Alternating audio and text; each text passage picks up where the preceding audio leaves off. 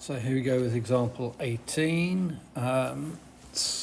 Sketch the graph of y equals g of x, where g of x is sine x, and we're going from minus 360 to 360. So sine x has that shape, 0, 360, 180, negative 180, minus 360, 1, negative 1. So fairly straightforward. Part B, so that was y equal to g of x. Part B, we want the outputs to be positive. So y equals the modulus of g of x. Yeah, so the modulus signs and the edge here, that's outputs are positive.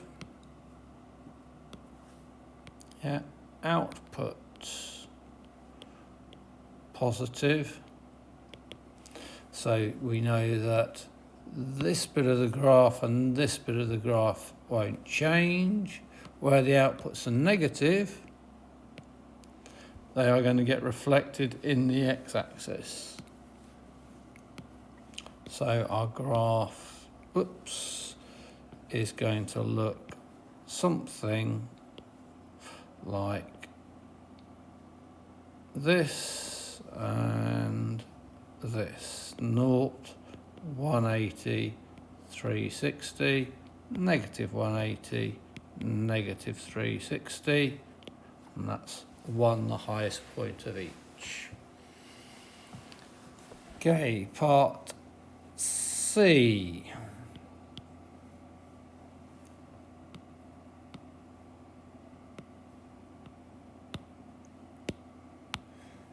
So, let's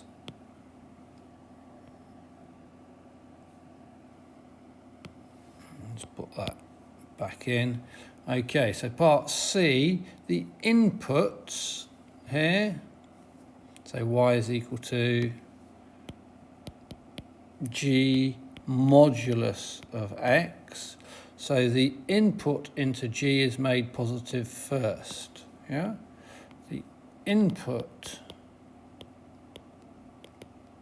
into g of x has been made positive. So this section of the graph, where x was positive to start with, is unchanged. So we can draw that. So that's just a sine wave, 0, 180, 360, 1 and minus 1. But when we get a negative value, so take this here, we would go across to the equivalent positive value. So say that was negative 45 degrees. We would now go to 45 degrees. We'd go up to the graph, read it, and plot the point back here. Because the original x value is minus 45. So here, when we do that, the effect is to reflect it in the y-axis. So we're going to get a sine wave, except going backwards. We've reflected it in the y-axis. Hope that's clear. So that's negative 180 and negative 360.